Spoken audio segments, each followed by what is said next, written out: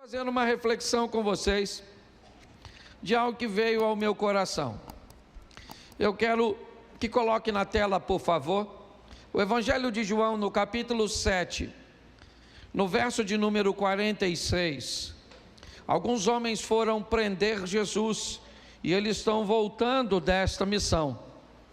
E como eles voltam de mãos vazias, eles foram designados a prenderem Jesus, e eles voltam sem Jesus. Bota o verso 45, que fica mais fácil de todos entenderem. E os servidores foram ter com os principais dos sacerdotes e fariseus, e eles lhes perguntaram: por que o não trouxeste?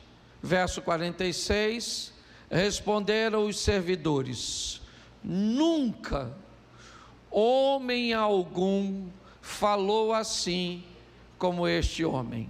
Feche seus olhos. Senhor nosso Deus e Pai, em nome de Jesus, eis aqui a tua palavra. Continua falando conosco. Usa-me como um canal de bênção nesta hora, em nome de Jesus. Você pode dizer amém? Amém. Preste atenção na frase que foi dita pelos homens que receberam a missão de prender Jesus. Depois você pode observar, eles vão até onde Jesus está, se posicionam em lugares estratégicos. Jesus está falando a uma multidão. Eles não querem prendê-lo naquele momento, sabe que aquilo iria gerar uma grande confusão. Então eles precisam aguardar o momento oportuno para prender Jesus. Eles precisam esperar que uma oportunidade apareça, que uma brecha se abra naquele ambiente. Porém, quando eles vão fazer isso, algo começa a acontecer. Se eles precisam esperar Jesus falar, automaticamente isso significa que eles vão ter que ouvir o que ele está dizendo. E quando eles começam a ouvir, o interesse de prendê-lo começa a não existir. Quando eles começam a ouvi-lo, eles começam a raciocinar e ver que a missão cuja qual eles foram enviados não faz sentido. Eles terminam de ouvir, a oportunidade de prender Jesus aparece, porém eles não cumprem a missão. Eles voltam decididos que não vão prender Jesus, não porque não podem, não porque não conseguem. Eles decidiram que não faz sentido prendê-lo. Então eles voltam àqueles que os enviou, e assim que eles estão chegando, os homens notaram: está faltando alguém neste grupo. O que aconteceu para que vocês não o prendessem? Provavelmente a resposta que eles esperavam era: olha, não apareceu oportunidade. Olha, ele estava cercado pelos seus discípulos, que estavam em maior números.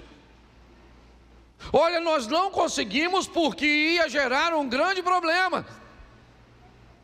Eles poderiam até mesmo mentir,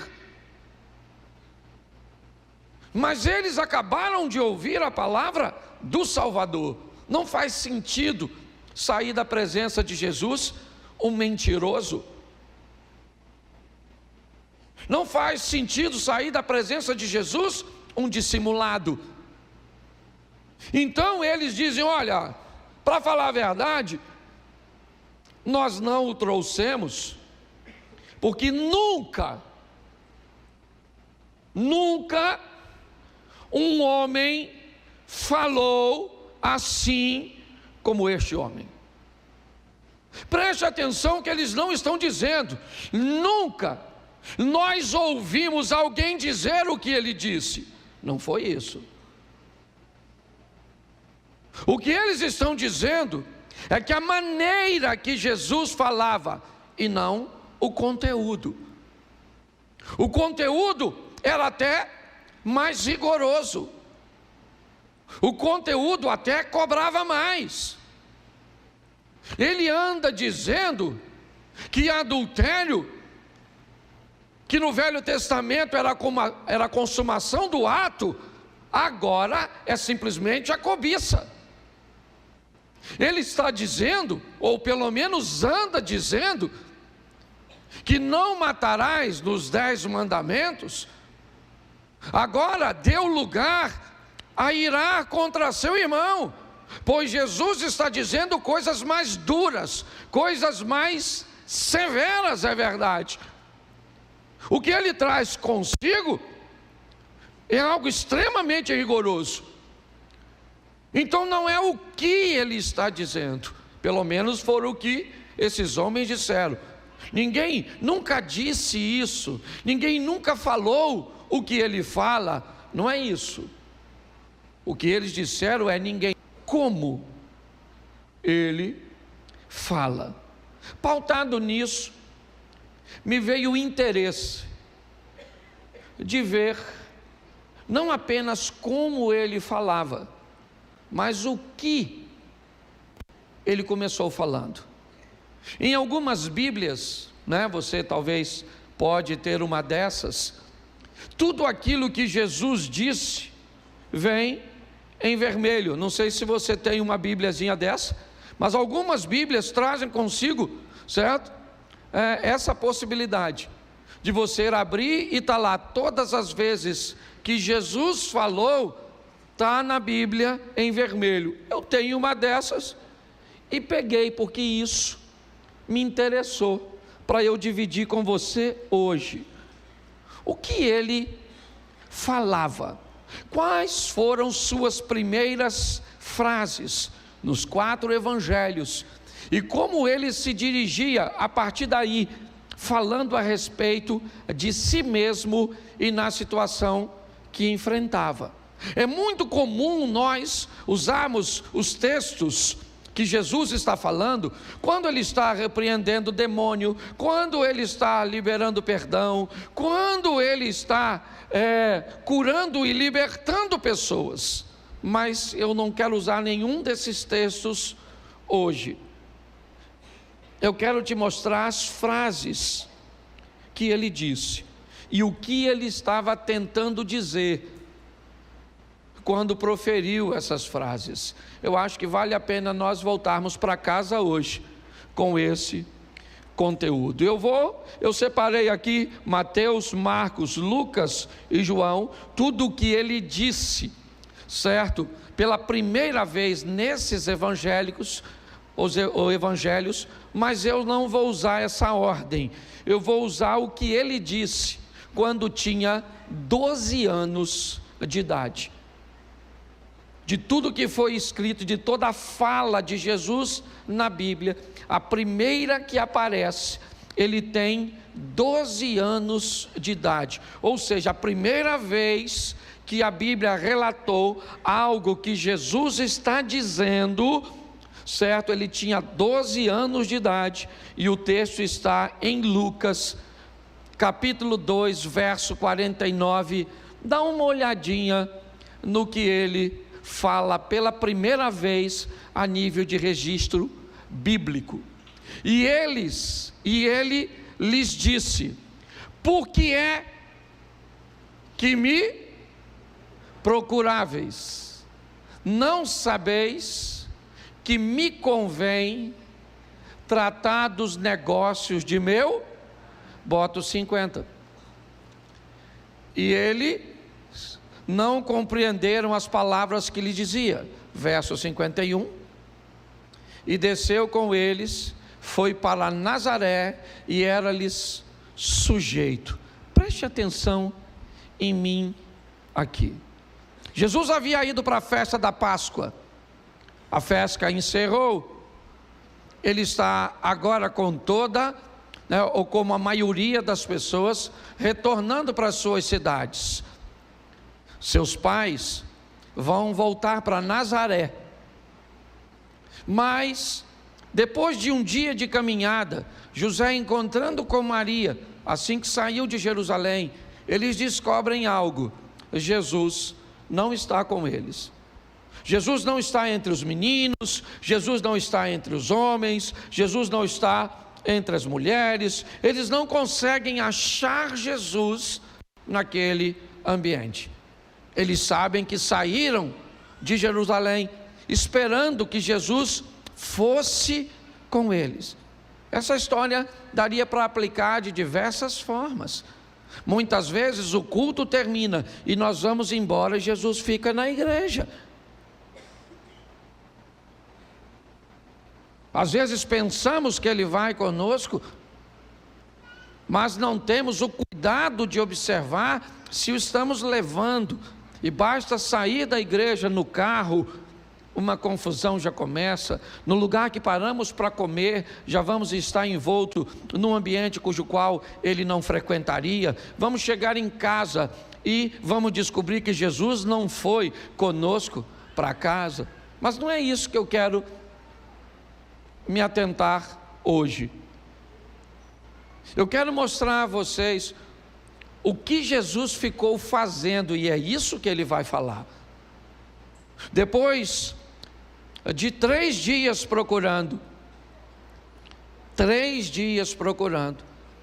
eles acham Jesus no templo, conversando com os doutores.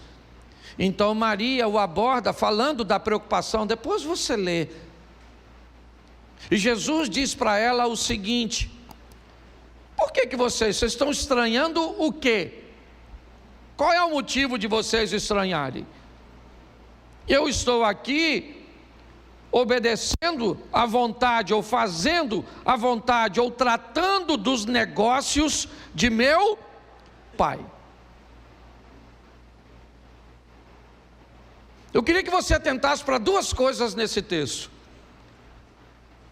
Primeiro, Jesus está deixando claro que sabe sua missão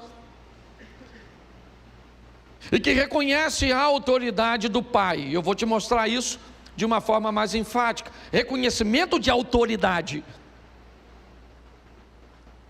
Jesus está diante de 2 autoridades: seu pai e a sua mãe terrena, e Deus. Nesses 2 ambientes Ele vai nos mostrar isso. Primeiro, Ele está dizendo: mais importa obedecer a Deus do que aos homens. É isso que Ele está dizendo, em outras palavras, uma mesma frase dita pelo apóstolo Pedro.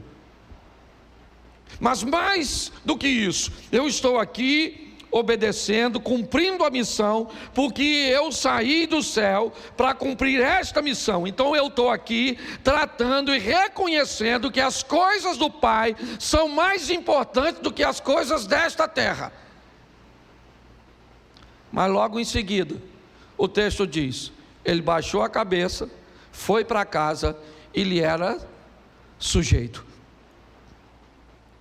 A primeira coisa que Jesus vai mostrar em suas palavras, em suas atitudes, é o reconhecimento do céu, da prioridade do céu, de fazer a vontade de Deus. Mas segundo, o reconhecimento da autoridade de seus pais, daqueles que estão sobre ele. Não se esqueça que ele é o próprio Deus, sendo cuidado por homens, por seres humanos. É o divino sendo cuidado por um indivíduo carnal, e ele não tem problema nenhum de obedecer a essa hierarquia. O texto diz: ele ficou quieto, foi para casa e lhe foi sujeito. Obedecia seu pai e a sua mãe. Talvez isso nos mostre porque ele foi bem sucedido. Talvez essa seja uma grande lição de Jesus para todos nós, que muitas vezes não atentamos. Que uma das melhores maneiras de sermos bem-sucedidos nessa terra é obedecermos aos nossos pais. É o reconhecimento de autoridade. Você quer o segundo texto? Eu vou dar para você porque é rapidinho. Capítulo de número 3, verso de número 15. Agora ele tem 30 anos de idade, de 12 para 30, 18 anos depois, a Bíblia volta a falar, certo? De uma frase que ele disse, Mateus 3, 15. Mateus capítulo 3, verso 15. Jesus, porém, respondendo, disse-lhe: deixa por agora, porque assim nos convém cumprir toda a justiça. Então ele o permitiu. Preste atenção, porque novamente Jesus vai falar de autoridade. Ele agora tem 30 anos de idade, assume a maior idade na cultura judaica, e ele então agora vai caminhar até João Batista, que está batizando no Jordão. Quando Jesus se aproxima, João o reconhece. Aliás, João já o havia reconhecido quando o encontrou pela primeira vez. Assim que Jesus entrou na sua casa, no ventre de Maria, João o reconheceu ainda no ventre de Isabel. Quando João vê Jesus, Jesus vai até ele, e João está batizando os outros. E Jesus vai até ele para ser batizado, e João fica desconfortável. João não quer batizar Jesus. Mas preste atenção, Jesus vai iniciar seu ministério. Ele já era alguém obediente a Deus, a autoridade de Deus. Ele já era alguém obediente à autoridade de seus pais. Mas a autoridade agora espiritual que Deus colocou é João Batista. Mais uma vez Jesus vai mostrar o que é o reconhecimento à autoridade. João diz: não, está errado, eu não posso te batizar. Mas Jesus disse: deixa por agora, é assim, João, porque assim nos convém cumprir a justiça. Deus colocou você neste momento sobre mim, e eu não tenho nenhum problema. Preste atenção. Hoje nós temos uma dificuldade tão grande de reconhecimento de autoridade. Hoje nós vemos tantas pessoas com tanta dificuldade de reconhecer a autoridade do chefe, a autoridade do patrão, a autoridade do mais velho, a autoridade do professor, a autoridade do pai, a autoridade do pastor, a autoridade do policial, a autoridade do político, a autoridade. Hoje nós vivemos uma crise de reconhecimento de autoridade. Somos cristãos, então vamos lá, vamos reconhecer a autoridade de Deus. Estou aqui tratando os negócios de meus pais. Tá bom, tratou, vamos embora para casa. Então tá bom, vou reconhecer a autoridade de meus pais. Não interessa se ele é Deus ou não. Aliás, nesse momento ele não é Deus, ele é um ser humano. E o que ele está nos mostrando com suas falas iniciais é que não havia nenhum desconforto nele em ser submisso a uma autoridade que está acima dele, fosse ela seus pais, fosse ela César, quem fosse. Jesus nunca teve problema, porque ele sabia quem ele era, e obedecer a alguém nunca o fez sentir menos de quem na realidade ele é.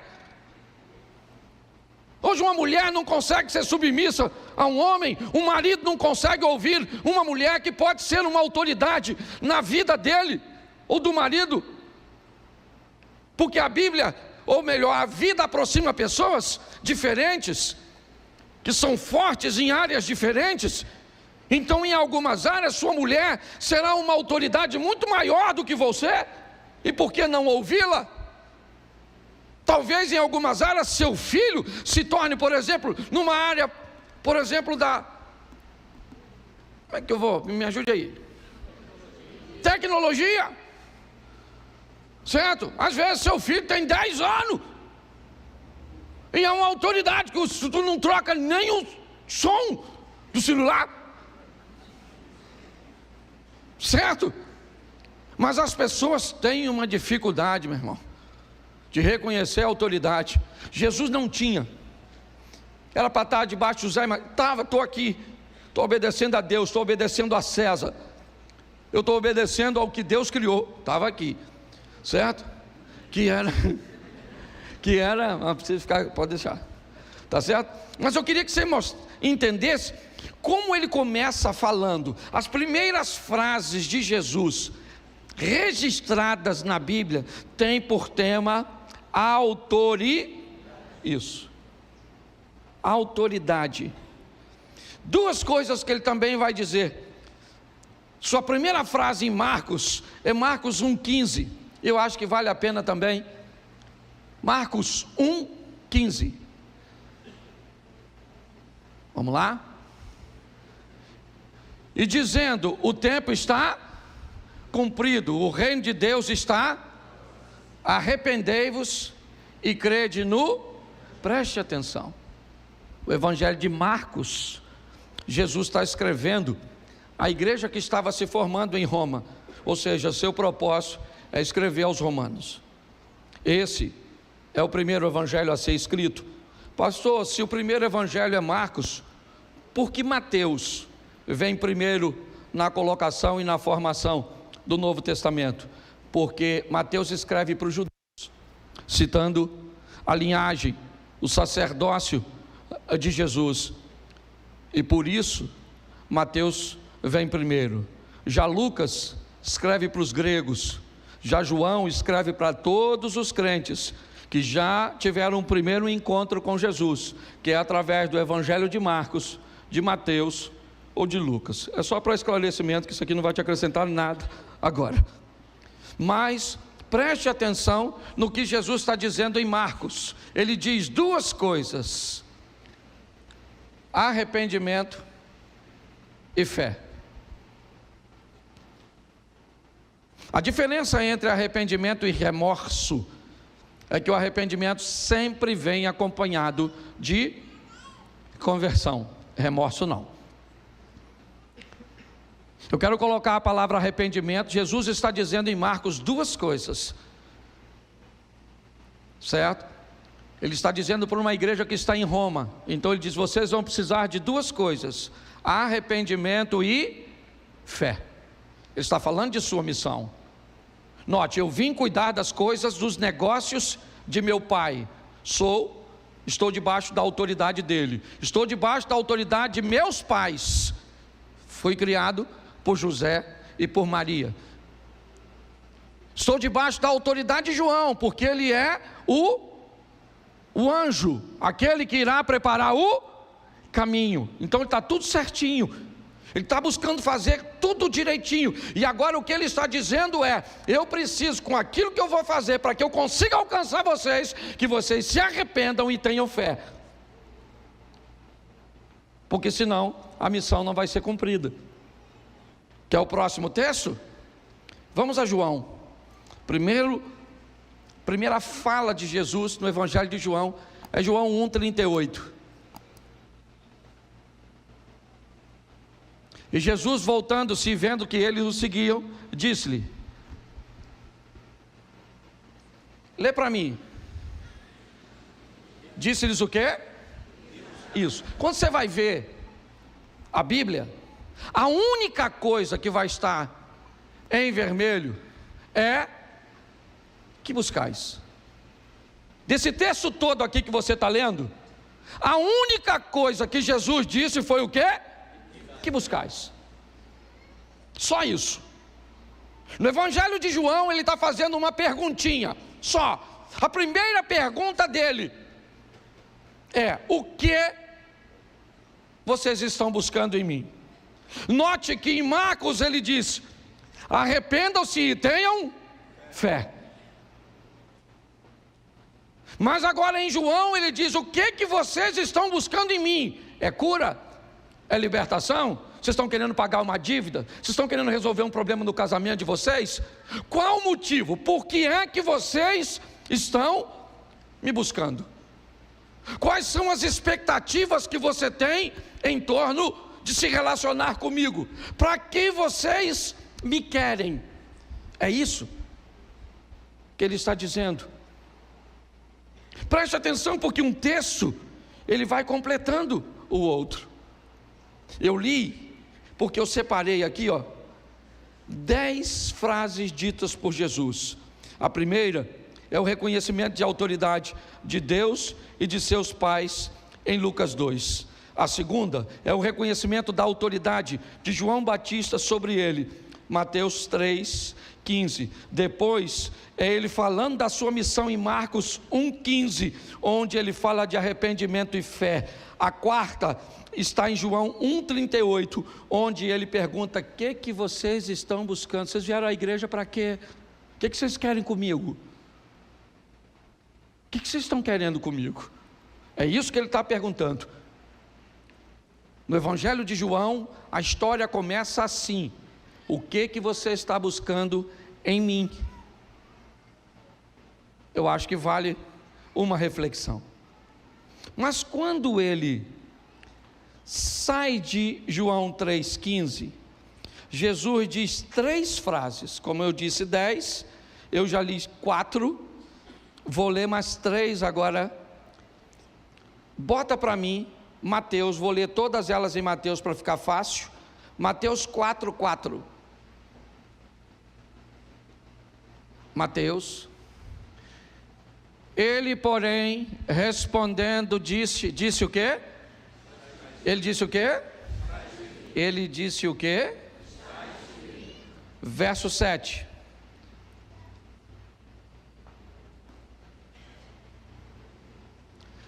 Disse-lhe Jesus também: está? Ok. Verso de número 10.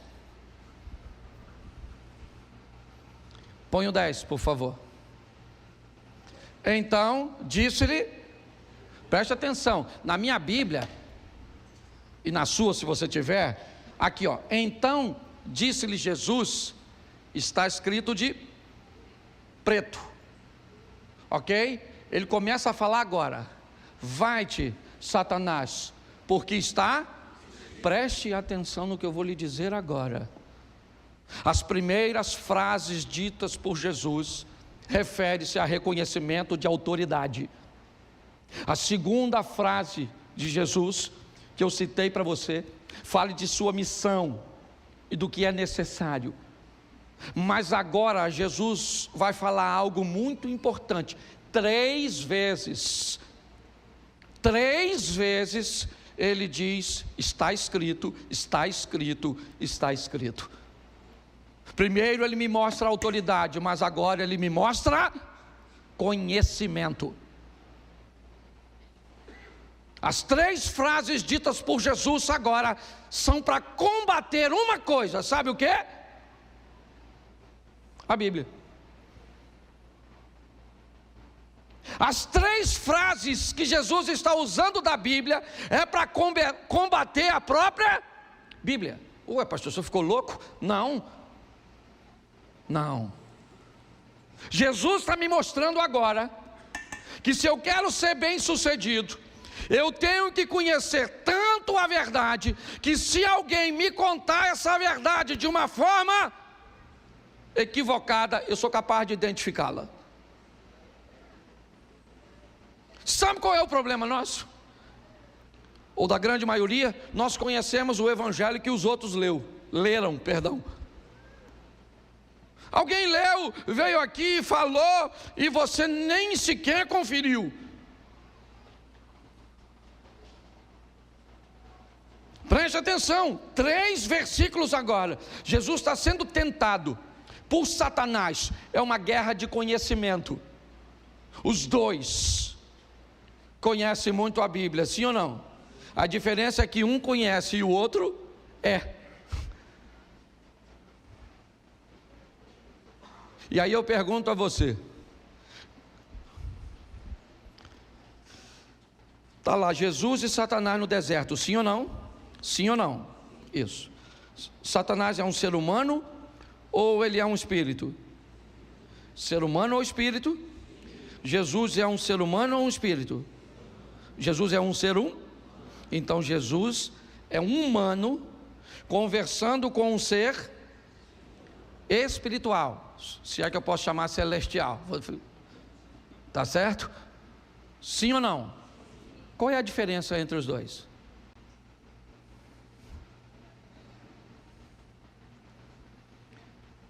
é que Jesus não pode acessar o mundo espiritual para responder. Se Jesus disse está escrito, é porque ele leu. Se Jesus disse está escrito, foi porque ele estudou. É importante nós entendermos isso. O que ele está fazendo é, Satanás diz, você tem fome?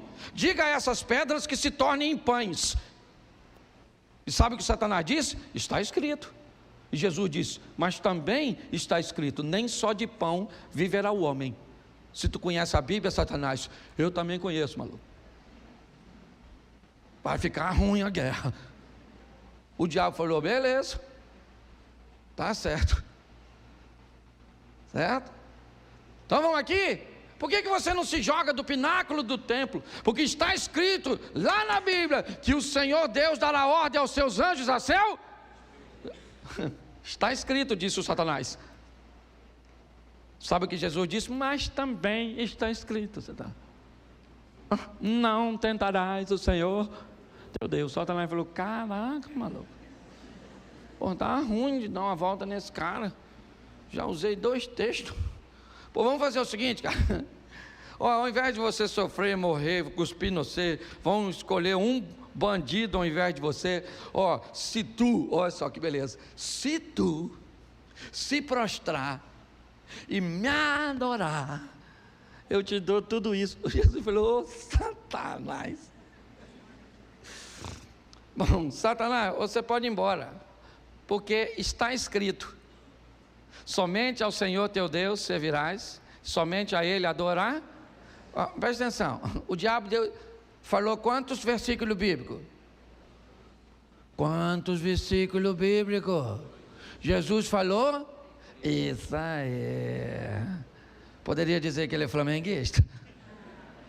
Brincadeira, não cabe nem na hora, tá certo? Tirei a espiritualidade do culto. Mas escute só.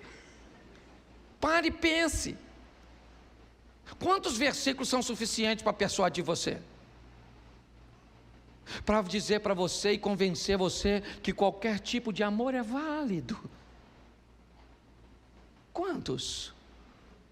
Quantos versículos são suficientes para você, para dizer que você pode xaropar e manguaçar, que depois recebe asa? Só se for de Ícaro. Para se lascar. Quantos? Jesus utiliza agora 3 textos falando de seu conhecimento, porque ele estudou, entendeu? Se Jesus usou o poder dele para entender as Escrituras, se ele usou um texto que não estudou, deixa eu explicar uma coisa para você, não é justo. Não é. É importante nós entendermos isso aqui. 2 coisas eu já te mostrei até agora. Primeira foi reconhecimento de autoria. Segundo, conhecimento da palavra. Você sabe o que é de Bíblia? Nossa, pastor, vou falar mesmo. Não lê nada. Hoje já viu 50 mensagens no WhatsApp. Já consultou o Instagram. Eu falo porque eu também consultei. Não sou diferente de você não. Só que eu também li. Esse dia uma pessoa falou comigo assim, pastor, olha só, se você tomar um copo de guaraná, você tem que tomar 5 de água para desfazer o guaraná. Eu gostei. Falei, se eu ler uma mensagem na internet, leio 3 versículos e tiro o efeito. Para cada mensagem lida no WhatsApp, você lê 3 versículos, até reduzir, ó. Era para fazer 5 copos, mas o evangelho é tão bom que dá para reduzir para 3. Então você faz o seguinte, carrega a Bíblia contigo e o celular, ou o celular na Bíblia, tá certo? Ou a mensagem, conhecereis a verdade e a verdade vos Mais 3 versículos e eu termino. João 10, 18. João 10, verso 18. Ninguém me tira de mim, mas eu de mim mesmo a dou. Tenho poder para a dar e poder para tornar a tomá-la. Esse mandamento recebi do meu. Presta atenção, porque o terceiro assunto de Jesus é controle. O primeiro é autoridade, o segundo é conhecimento e o terceiro é controle. O primeiro é autoridade, o segundo é conhecimento, o terceiro é controle. Jesus está mostrando que com reconhecimento de autoridade, conhecimento e controle, eu vou vencer. Ele diz: eu venci. Venci por reconhecer a autoridade de Deus, da minha família ou dos meus responsáveis e das autoridades que estavam sobre mim. Eu venci por quê? Porque conheci a verdade, porque conheci a Bíblia para combater. E agora ele me mostra o que ele está dizendo. Ele está pronto para morrer. E ele está dizendo: palhaçada é essa, discípulo? Conversa é essa, rapaz? Ninguém tira a minha vida, sou eu que dou. Eu estou no controle desse negócio todo aqui, rapaz. Para com essa palhaçada. Porque eu imagino os discípulos tudo de... Calma, gente. Estou entregando e já eu tomo de volta. E aí eu vou voltar aqui num corpo ressurreto, ninguém me mata mais. Controle, controle, controle. João 19, 11. Põe aí, 19, 11, irmão. Isso. Respondeu Jesus. O que ele está dizendo?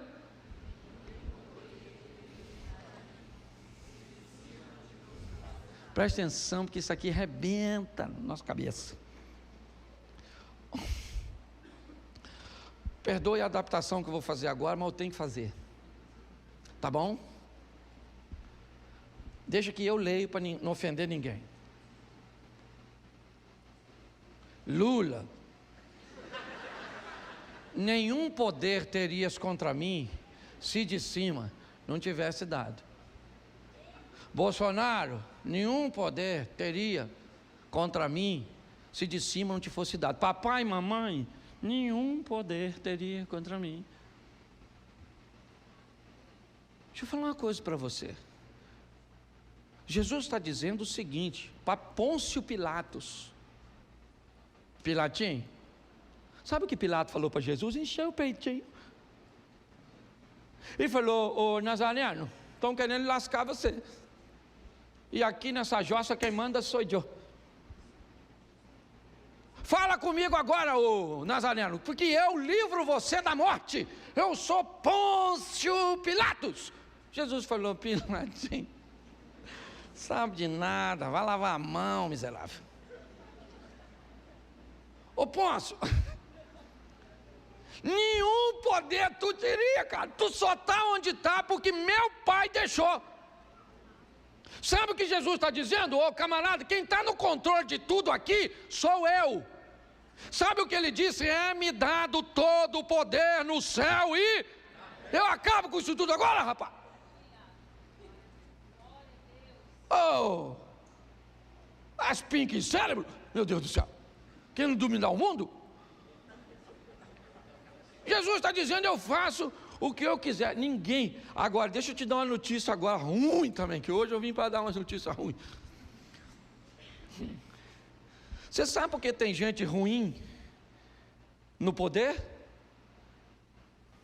E Deus permite que elas estejam lá? Porque alguém tem que estar. Alguém tem que estar no poder, sim ou não? Você quer? Então não reclama de quem está. Entendeu? Tem lugar que não era para o outro estar lá, era para tu. Mas tu não quer estudar, tu não quer trabalhar, tu não quer se dispor, tu não quer fazer nada. Aí fica reclamando do outro que está lá. Alguém vai ter que ocupar o lugar, querido. Entendeu? Acabou. Eu já tive aqui gente, certo, que entrou aqui e falou: pastor, feliz ao nosso partido, eu vou financiar uma campanha para o senhor a senador, aqui dentro desse estabelecimento. Eu olhei para ele e falei: querido, você acha que eu sou pastor, eu sou sacerdote, eu sou político? Ele me olhou assim meio sem graça, falou: eu acho que o senhor é sacerdote. Falei: então vamos tomar um café. Então eu posso reclamar do senador? O Rio de Janeiro está lá representado por Romário, porque nós estamos precisando de uns gols no Senado. Mas por que você acha que ele ganhou para senador? Porque jogou nos 3 grandes do Rio e construiu um nome, sim ou não? Então, eu não reclamo, só oro: Senhor, essa dele bateu na trave. Não é verdade? Eu oro, porque você está rindo, mas o assunto é sério.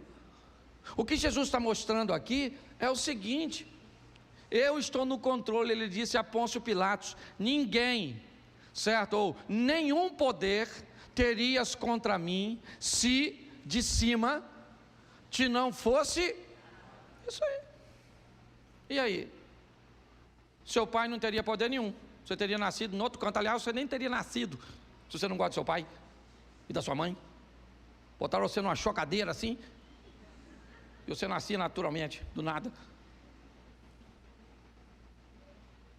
Ninguém. Mas você só vai conseguir entender isso quando você reconhecer a sua identidade de fato. O último texto que eu vou usar aqui é o último texto dito por Jesus, certo? No Evangelho de Marcos, capítulo 16, verso 16. Ele já está indo embora, certo? Preste atenção no que ele diz.